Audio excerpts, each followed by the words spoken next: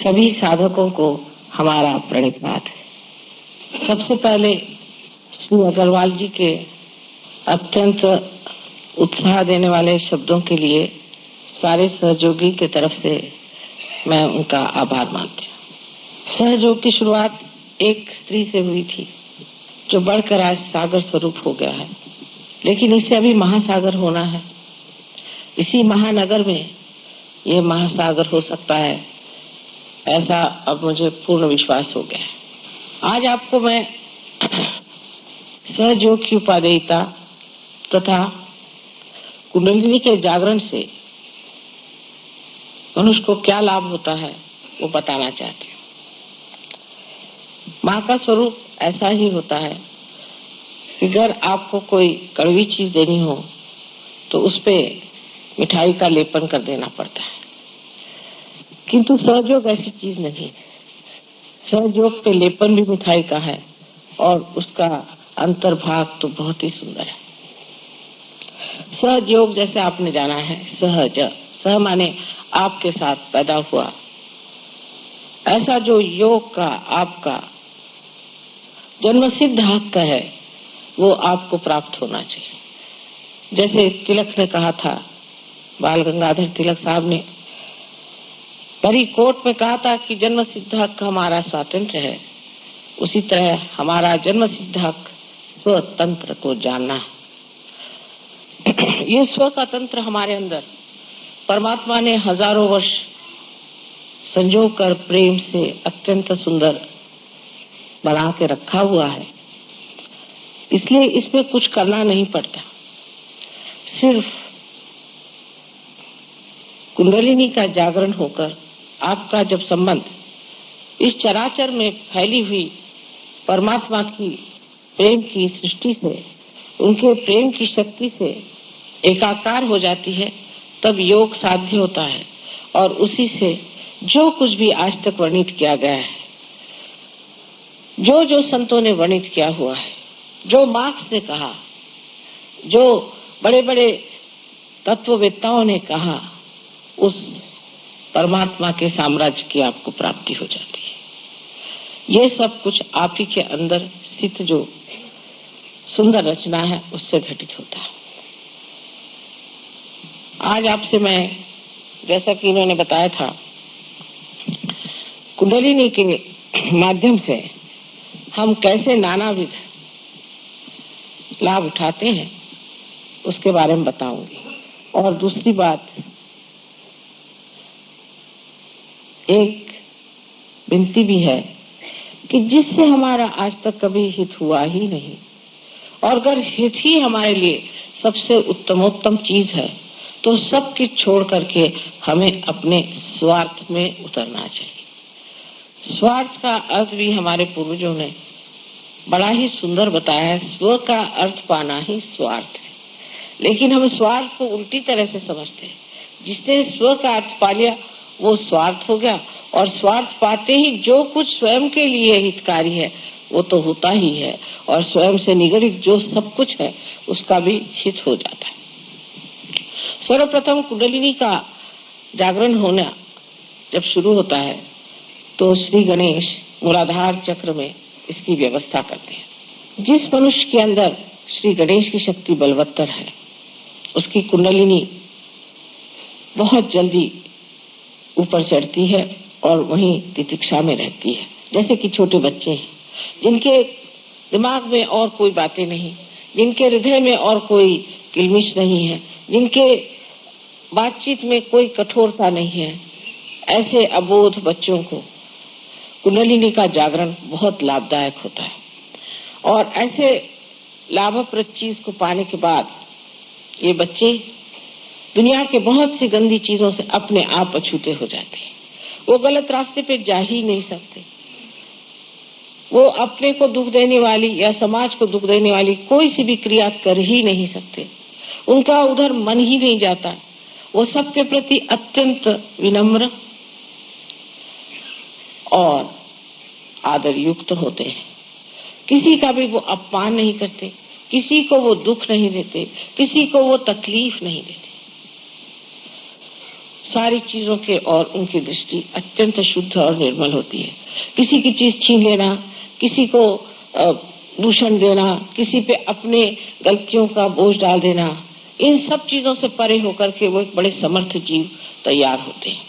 और वो समर्थता ऐसी है कि उसमें वो अगर कोई गलत चीज देखते हैं तब भी एकदम पूरी सीना तान करके जो बात कहनी पड़ती कह देते हैं। इसका उदाहरण मैं, हमारी जो नातिन है छोटी सी थी, एक 5 वर्ष की, तब वो लोग, उनके माता पिता उन्हें लद्दाख ले गए। तो वहां पर उन्होंने देखा कि एक लामा साहब बड़ा सा चोगा वोगा पहन करके बाल मुंडा उंडा के बैठे हुए थे। ये बिहार के रहने वाले हैं लोग।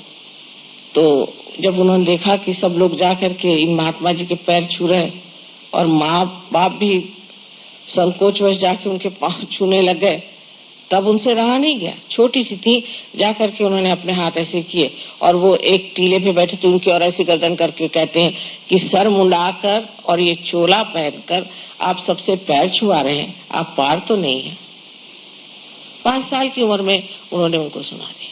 ऐसे मुझे याद है कि एक बार बड़े महान जो हमारे यहाँ महर्षि रमन हो गए हैं, उनके 100 साल की वर्षगांठ पर मुझे लोगों ने अपने यहाँ अतिथि बुलाया था।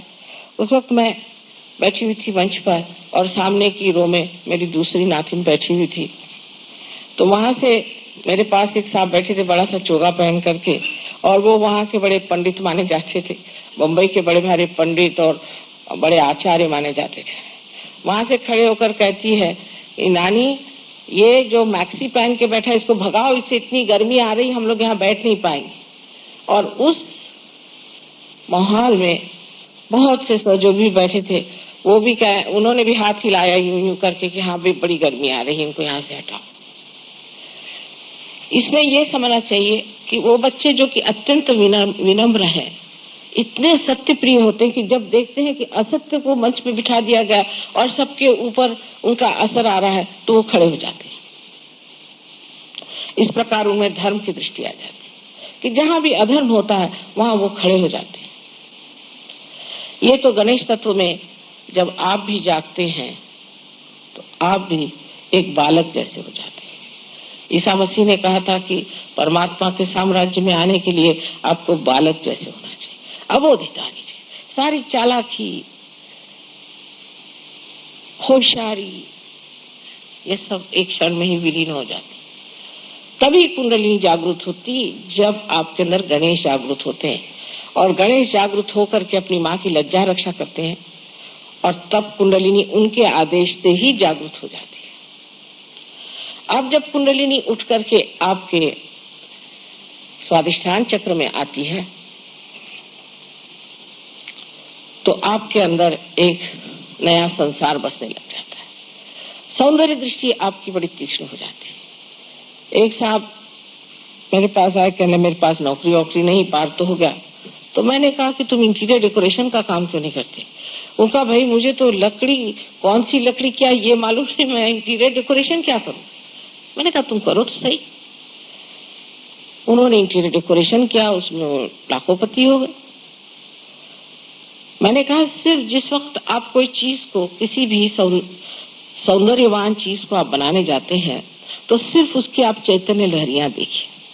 अगर उसमें से चैतन्य की लहरियां आ रही हैं तो समझ लेना चीज बन गई, और अगर नहीं आ रही है तो उसको मत बनाना। पर उनको बड़ा आश्चर्य हुआ कि वो बनाते गए और चीज सुंदर ही बनती गई। कहीं भी वाइब्रेशन ने उन्हें रोका, कहीं भी उनको ऐसा नहीं लगा कि यहाँ गर्मी आ रही है, कि यहाँ कोई तकलीफ हो रही है।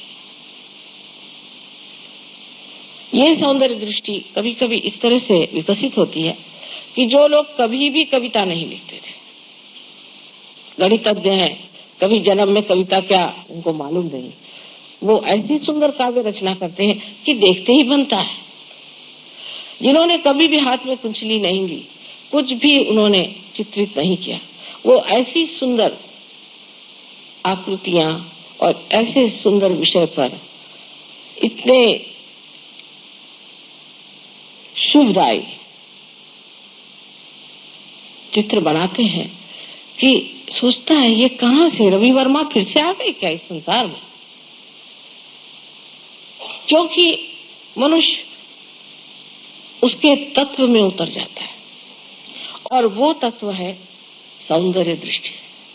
सौंदर्य दृष्टि जो मनुष्य की होती है वो बाह्य होती है, लेकिन जब वो पार हो जाता है उसकी दृष्टि सूक्ष्म हो जाती है। उसको कोई अश्लील, भद्दी, सस्ती चीज अच्छी ही नहीं लगती। वो जो भी चीज बनाता है एकदम गहन बना के रख देता है। उसको समझने वाला भी आत्म साक्षात्कारी होना चाहिए। जैसे विलियम ब्लेक नाम का एक बड़ा भारी कवि 100 वर्ष पहले इंग्लैंड में हुआ, और इस कवि ने सहयोग के बारे में इतनी बारीकी से लिखा है कि मैं जिस घर में रहती हूँ उस घर का भी पता पूरा उस बारीकी से दे रहा है। इस विलियम ब्लेक की जो कुंचली है उसने ऐसी चीजें बना के रखी हैं कि सिर्फ उसे सहयोगी ही समझ पाएगा या कोई आत्म साक्षात्कारी महापुरुष उसे समझ पाएगा। उन्होंने आज्ञा चक्र इतना सुंदर बनाया, परमात्मा को बनाया जो दबा रहे आज्ञा चक्र को ऊपर से कि किसी तरह से खुल जाए ये चीज, लेकिन वो कौन समझ पाएगा। उसमें यही देख रहे हैं लोग कि मसल्स कैसे बनाए हैं जो परमात्मा को दिखाया, उसका नाक कैसा बनाया है, उसका मुंह कैसे बनाया है, उसकी पूर्ण आकृति का जो कोएफिशिएंट है उससे कितना शुभ आ रहा है। जब मैं लंदन पहुंची तो सर्वप्रथम मैंने कहा कि विलियम ब्लेक की 100 वर्षगांठ है, उसमें जो एग्जीबिशन उसे जाना है। तो सब लड़के कहने लगे कि माँ आप तो कोई एग्जीबिशन वगैरह जाती नहीं। मैंने कहा इसमें तो जाना है हमें। जब वहां पहुंचे तो सारा वातावरण इतना सुंदर लग रहा था, सब तरफ से बहुत सुंदर चैतन्य की लहरियां बह रही थी और जैसे संगीत था मुझे लग रहा था। लेकिन विभत्स लोगों की आंखें विभत्स होती, वो वहां दूरबीन लगा करके देख रहे थे कि कौन नग्न दिखाया गया है, कौन किस तरह से भद्दे ढंग से खड़ा है, क्योंकि उनकी दृष्टि में वो सौंदर्य था ही नहीं जिसको हम वहां उपभोग ले रहे थे। अब आप जानते हैं कि परदेश में लोगों की दृष्टि बहुत खराब हो चुकी है। वो तो किसी भी चीज में अश्लीलता के सिवा और कुछ देख ही नहीं सकते, उनकी दृष्टि इतनी अधोगति पे चली गई। लेकिन आज मैं सहयोग में देखती हूँ सहयोगियों के तरीके, उनको एक वृद्ध स्त्री है बैठी हुई, उसमें तक इतना सौंदर्य नजर आता है। हृदय का सौंदर्य देखने की जो महानता है वो उन लोगों में बड़ी ही कुशलता से पता नहीं कैसे बाहर प्रदर्शित होती है। और मुझे आश्चर्य होता कि ये लोग जो इतनी कुत्सित नजर से संसार की ओर देखते थे आज एक गौरव से देख रहे हैं कि देखिए संसार क्या है। आपने सुना होगा कि मोनालिसा नाम का एक पेंटिंग है जो लियोनार्डो दा विंसी ने बनाया और जो कि पेरिस के बड़े वाले लूव्र के प्रदर्शनी में रखा हुआ है, जहां अनेक लोग जाते हैं उसे देखने के। मैंने एक दिन कहा कि आप जाके देखना कि मोनालिसा जो है उसे वाइब्रेशंस आते हैं। इतने सालों से बनी हुई चीज उसको देखने के लिए हजारों लोग आते हैं। वो स्त्री कोई बड़ी आजकल की मॉडर्न सिनेमा स्टार जैसी नहीं है, काफी भरभक्कम शरीर है उनका और उनके मुख पर एक हंसी है, एक सादगी है और हजारों लोग इतने दिन से उसे देखने आ रहे हैं। मैंने कहा आप भी जाके देखिए उसमें क्या चैतन्य की लहरियां आती या नहीं। जब ये लोग पेरिस गए, इनका माँ अंदर घुसते ही इतने वाइब्रेशंस हमें आ रहे थे, हम तो अभिभूत होकर देखते रहे। हमने कितने बार इसका चित्र देखा, हमें कभी ऐसे लगा नहीं। फ्रांस के लोग जो कि माहिर है कुत्सितता में, जो कि बहुत ही गंदी बातों में उलझे हुए, उनके साहित्य और उनके तौर तरीके इतने गंदे हैं कि उनसे कुछ सीखने का ही नहीं। मैं तो उनको कहती थी कि आपका तो बाथरूम कल्चर है पूरा, आप पूरे बाथरूम कल्चर के लोग हैं और आपको कोई बात नहीं आती। लेकिन आज वो स्वर्ग में बैठे हुए हैं और इतने सुंदर लोग हैं, इतने सुंदर हो गए हैं कि आश्चर्य लगता है कि जैसे ही उनके अंदर आत्मा का दीप जल गया तो इतने प्रेम के शुद्ध स्वरूप में शुभ अशुभ के विचार से प्लावित वो इतने कीचड़ में बैठे हुए ये कमल पता नहीं इस तरह से खिल कर सब दूर सुरभित हो गए। ये तो आपके स्वादिष्टान चक्र पे कुंडलिनी के आने से होता है। जिसको संगीत नहीं सुनाई देता, अब जानते हैं आप कि बहुत से लोग क्लासिकल म्यूजिक नहीं पसंद करते। अब ये तो ओंकार से आया हुआ हमारा भारतीय संगीत है। हम लोग बहुत लड़ते हैं कि हम भारतीय हैं। जिसको अगर हमारे यहाँ का संगीत नहीं समझ में आता, मैं तो उसको भारतीय किसी प्रकार भी नहीं मानू। इस मामले में हम लोग हमेशा विदेशों के ओर दौड़ते हैं, उनसे हम उनका संगीत सीखने का प्रयत्न करते हैं। इस घराने, इस महान योग भूमि ने इतना ऊंचा संगीत हमें दिया, उसको हम समझ नहीं पाते। हमारा लेक्चर हो रहा था दिल्ली में, अमजद अली साहब भी सहयोगी हैं। जब से सहयोगी हो गए, बहुत बदल गए और उनकी सारे बजाने में भी बहुत फर्क आ गया। लेकिन जैसे उन्होंने बजाना शुरू किया, आधे लोग उठ के चले गए। हम तो माँ को सुन आए थे। मैंने कहा भाई, मैं ही तो बोल रही हूँ, अमजद अली क्या बजा रहे हैं, मैं ही इसमें बोल रही हूँ, बैठो तो सही। जिसको संगीत का जरा भी शौक नहीं है, उसको सोचना चाहिए कि एक दिन ऐसा आएगा कि ऐसा आपको शौक लगेगा कि चाहे संगीत कार उठ जाए, आप नहीं उठे। ये हाल इन हमारे सहयोगियों का है। आज देश विदेशों में जहाँ जहाँ सहयोग पहुंचा है, हजारों के तादाद, जहाँ भी होंगे कोई म्यूजिशियन आए। भीमसेन जोशी आप जानते हैं, पंडित भीमसेन जोशी महाराष्ट्र के बड़े भारी गवैये हैं, जो कि श्री और मारवा जैसे राग की जो बड़े बड़े जानने वाले भी तंग आ जाते हैं, तो श्री मारवा में जम जाते हैं और उसके स्थाई पर बैठे हुए आराम से पूरा मारवा का बांधना देखते हैं, जैसे कि कोई इमारत अंदर बन रही है। ये असली भारतीय है। इनको मैं असली भारतीय समझती हूँ, जिनका ओंकार से संबंध है, जो ओंकार से भरा हुआ संगीत जो भारतीयों से समझते हैं। अभी चिट्टी बाबू आए थे दक्षिण से, उनका संगीत सारे सुनते विभोर। महाराष्ट्र में तो कोई जानता भी नहीं कि साउथ इंडियन म्यूजिक क्या होता है। थोड़ा बहुत तो थियोरी में जानते हैं, लेकिन सारे महाराष्ट्रियन और सारे प्रदेश के लोग और सब बैठे रहे, उनके गान सुनते हो, उनका बजाना देखते हो। वो खुद हैरान कि इतने तो मद्रास में लोग नहीं मिलते जो यहाँ बैठे माँ आपके सुन रहे हैं। उस सूक्ष्मता में मनुष्य उतर जाता है, जहाँ संगीत का, कला का, किसी भी सर्जन का, क्रिएटिविटी का जो गाभा है, जो उसका अंतरंग है, उसे पकड़ लेता है, जहाँ आनंद टिका हुआ। वो कैसे होता है? क्योंकि जब आप कोई भी राग सुनते हैं, कोई से भी गाना सुनते हैं, कोई सा भी संगीत सुनते हैं, या आप कोई नाटक देखते हैं या कोई नृत्य देखते हैं, कोई भी चीज होती है, तब आपके अंदर विचार की श्रृंखलाएं शुरू हो जाती। जैसे आज माँ आपका बोलेंगी, अब ये नृत्य चला, मतलब आप अगली बात सोचने लगे, या आप ये सोचते हैं कि भाई इन्होंने नृत्य किया, अब इनका कहीं और नृत्य क्यों न किया जाए, बड़ा अच्छा नृत्य किया, ये किसने नृत्य किया।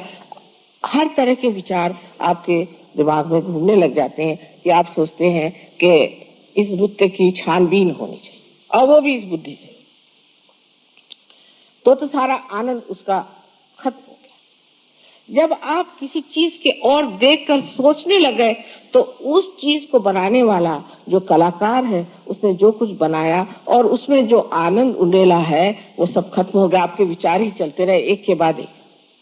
कोई सी भी सुंदर वस्तु है, जैसे कोई सुंदर सा बना हुआ कालीन, अगर उस कालीन की ओर हम नजर करें, तो अगर हम देखते रहें, बस देखते रहें, और ये ना सोचें कि कितने का आया, कहाँ से आया, क्या हुआ, इसको कैसे ले लें, तो उसका जो आनंद है, उस कलाकार ने जिस आनंद से उसे बनाया था, वो पूरा की पूरा ऊपर से गंगा जैसे बहने लगता, गंगा ऊपर से बहता है।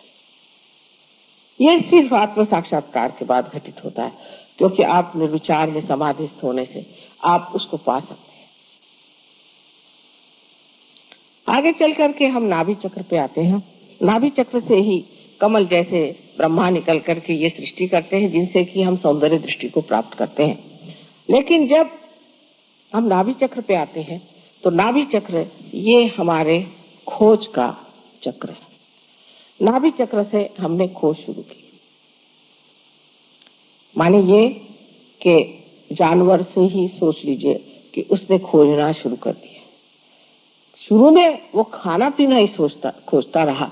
जब वो मत्स्यावतार बन करके किसी ने एक कदम आगे बढ़ाया कि आओ जमीन पे आके देखो, सब उसमें कछुए जैसे जमीन पर चलने वाले, उसमें रेंगने वाले इस तरह के जानवर तैयार हुए। ये खोज बढ़ते बढ़ते बढ़ते बढ़ते मनुष्य स्थिति में जब आ गई, तब उसके अंदर धर्म की जागृति हुई। धर्म की जागृति ऐसी हुई कि हमारे लिए कोई चीज धर्म है और कोई अधर्म है, ये बात सिर्फ इंसान ही सोचता है, जानवर कभी नहीं सोचता। हमारा जो एक छोटा सा सहयोगी एक दिन मुझसे पूछता है कि माँ अच्छा बताइए कि शेर के बच्चों को क्या होता होगा। मैंने कहा क्यों? क्योंकि शेर के बच्चों को शेर कहता होगा कि तुम ये गाय को खा लो, तो वो तो खाते होंगे, तो उनसे तो पाप हो जाएगा ना। मैंने कहा बेटा उनके लिए कोई पाप नहीं, क्योंकि वो तो पाश में पशु है, उनके लिए कोई पाप नहीं है। मनुष्य को ही पाप की भावना और मनुष्य को अच्छे बुरे की भावना अंदर से ही प्रकाशित हुई है। और यही धर्म जो है वो जिस वक्त हमारे अंदर जागता है, तब हम कहते हैं कि नाभि चक्र का धर्म 10 धर्म माने गए हैं। और इन 10 धर्मों पर जो बड़े बड़े 10 महान आदि गुरु स्थापित किए गए हैं, उनको जगा देने से कुंडलिनी हमारे अंदर धर्म की स्थापना कर देती। माने ये कि हमें कहना नहीं पड़ता है कि आप ये काम मत करिए। यहाँ पर जो कुछ सहयोगी आए हैं, इनसे कहीं अधिक प्रदेश में भी हैं और कहीं अधिक और जगह। हमने कभी उनसे नहीं कहा कि आप शराब मत पीजिए। अगर इंग्लैंड में आप कहिए कि आप शराब मत पीजिए, तो आधे से ज्यादा लोग तो उठ के चले जाएंगे। यहाँ भी कुछ ऐसा ही हाल होगा। लेकिन मैंने कभी नहीं, मैंने ये भी नहीं कहा कि आप तंबाकू मत खाओ, मैंने ये भी नहीं कहा कि आप ड्रग मत लो। मैंने कहा इस गली में बस आ जाओ। और जैसे ही सहयोग में उन्होंने प्राप्त किया, दूसरे दिन से ड्रग छोड़ दिया। दूसरे दिन से छोड़ दिया। ये क्या, ये सांप, इसको छोड़ो, अपने आप हटा। मैंने कुछ नहीं कहा उसे। नाभि चक्र के जो कुछ भी दोष हैं, जैसे कि हम गलत गुरुओं के पास जाते हैं, एक गुरु के पास गए, जिसको देखो उसको हम नमस्कार करते फिरते। तो गुरु तत्व जो है वो नाभि के चारों तरफ स्वादिष्ठान के माध्यम से फैला हुआ है। स्वादिष्ठान उसके चारों तरफ घूमता है और उसकी जो परिधि बनती है उसमें हमारा गुरु धर्म बनता है। तो खोज में आदमी फिर गुरु के पास पहुंचता। पहले तो और जगह भी खोजता है, सत्ता में खोजता है, पैसे में खोजता है, इसमें खोजता है, उसमें खोजता है। जब वहां भी नहीं मिला तो चलो भाई किसी को गुरु बनाना चाहिए। तो वो गुरु बनाने की जगह जैसे हमारे घर में एक नौकर रख लेते हैं, उस तरह से गुरु रख लेते हैं। उनके यहाँ रसद रुपया जाते रहता है, इतना रुपया उसको दो, उसका इतना रुपया दो, उनका खान पीन देखो, उन लोग का खाना पीना देखो तो आश्चर्य होता है कि इतना कैसे खा लेते। उनकी ये व्यवस्था करो, उनकी वो व्यवस्था करो, और वो आराम से अपने बैंक में रुपया भेजते रहते। उनको भी एक इतना सा भी विचार नहीं आता कि मैं जो व्यवहार कर रहा हूं क्या ये मेरे गुरु का व्यवहार है। और जो उनके शिष्य हैं, जो उनके आगे नतमस्तक होकर घूमते हैं, उनको भी विचार नहीं आता कि इसका चरित्र क्या है, गुरु जैसा है। इसका तो पूरे समय लक्ष्य हमारे जेब पे ही है, तो भी हम इसी की ओर क्यों दौड़ते जा रहे हैं। कहीं से कोई चमत्कार दिखा दे, कहीं कुछ ला दे, वो उसी के पीछे लोग चले जाते। जब आपका गुरु धर्म टूटता है तब अधोगति की शुरुआत हो जाती है। तो जिस वक्त मनुष्य खोजने के बजाय इधर उधर भटकता है, जिसे मैं लेफ्ट साइड और राइट साइड कहती हूँ, जब वो लेफ्ट साइड की तरफ मुड़ने लग जाता है तो वो अपने सबकॉन्शियस और उसके बाद कलेक्टिव सबकॉन्शियस माने सुप्त चेतन और सामूहिक सुप्त चेतन में उतरता हुआ उस लोक में जहां जाता है जहां सब कुछ जो पहले मरा है, गत है, वो रखा हुआ है, पास्ट पूरा। और जो मनुष्य भविष्य की बात करता है, प्लानिंग करता है, आगे की सोचता है और उसमें खोजता है, सत्ता में खोजता है या वैराग्य में और अपने शरीर को तंग करके मैं को बड़ी भारी सिद्धि ले लूंगा, इस तरह की बातें सोचता है, वो राइट साइड को चला जाता है। अब गुरु लोग लेफ्ट साइड वाले भी हैं, राइट साइड वाले भी हैं। इसी प्रकार कुछ ड्रग्स हैं जो कि राइट साइड में डाल देते हैं, कुछ लेफ्ट साइड में डाल देते हैं। अब आपको आश्चर्य होगा कि कैंसर जैसी बीमारी ये साइकोसोमैटिक कही जानी चाहिए। बहुत से लोग सोचते हैं कि कैंसर जो है ये सिर्फ शारीरिक बीमारी है, बिल्कुल भी नहीं, ये साइकोसोमैटिक। आपके राइट साइड में आप अपना शारीरिक और बौद्धिक कार्य करते हैं और अपनी लेफ्ट साइड में आप मानसिक कार्य करते हैं। अंग्रेजी भाषा तो ऐसी कमाल की है कि सबके लिए एक ही शब्द माइंड है, चाहे वो बुद्धि हो चाहे मन हो। तो आप जो मन का काम करते हैं वो आपकी लेफ्ट साइड है, जो आप बुद्धि और शरीर का काम करते हैं वो आपकी राइट साइड है। अगर आप राइट साइड से बहुत ज्यादा काम करते हैं, बहुत ज्यादा से आप परेशानियां उठाते हैं,